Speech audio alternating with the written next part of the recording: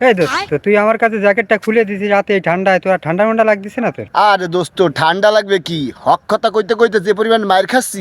এই সেদিন কেনা ধর মনে কর হইছে একটা কুত্তো আসতেছে পাঁচ আর এই কুত্তো তো ঘেউ ঘেউ ঘেউ ঘেউ শুরু করছে আমার দিককে। এখন আমি তো মনে করি কুত্তো থামাইতেই পারি না, ওরে কই কে আলিফলাম কুত্তো থাম, কুত্তো তোর বাপে নাম, যেই না এই হক কথাটা কইছি অমনি ঘেউ ঘেউ করে এসে গার পর ঝাঁপায় পড়ছে। পরে তো মনে করি এলাকার লোকজন আমার বাসায় দিল একটু ঠেয়াই ঠুয়ে। এবারে এই হক কথা কইতে কইতে এত মাইর খাই আমার গা হারা দিনই গরম থাকে, বুঝছো?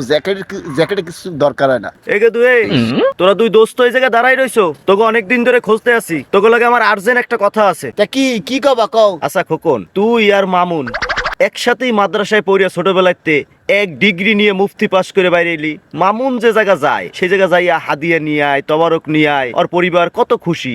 আর বাবা তুই যে জায়গা যাও সেই জায়গা উত্তম মাধ্যম খাইয়া আও, পাঞ্জামি টাঞ্জামি জামা ছিড়ে। বাবা আসলে এর রহস্যটা কি? আব্বু, এটা হচ্ছে উচিত এবং হক কথার ফজিলত। হক কথার ফজিলাত? আচ্ছা বাবা তুই এমন কি হক কথা কও, আমার একটু কদাই বাবা।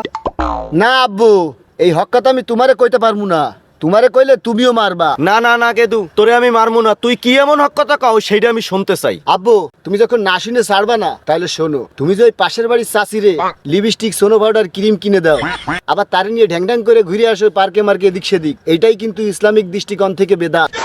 ওরে মাও গর্ব, আমার খাও আমার পরও আমি এত কষ্ট করে তোরে মাদ্রাসায় পড়াইছি আর তুই আমারই শিখাও বেদাত? আজকে দাঁড়া, পিছেটা কই? এই যে আব্বু কইছিলাম না হক কথা কারোর পেটে হজম হয় না, পিছেটা আজকে তোরে দেখ শিখাইতেছি বেদাত করে কয়। এইরকম করলে ভাই ব্রাদার সামনে রয়েছে বন্ধু বান্ধব দোস্ত, আমি গেলাম বাবা।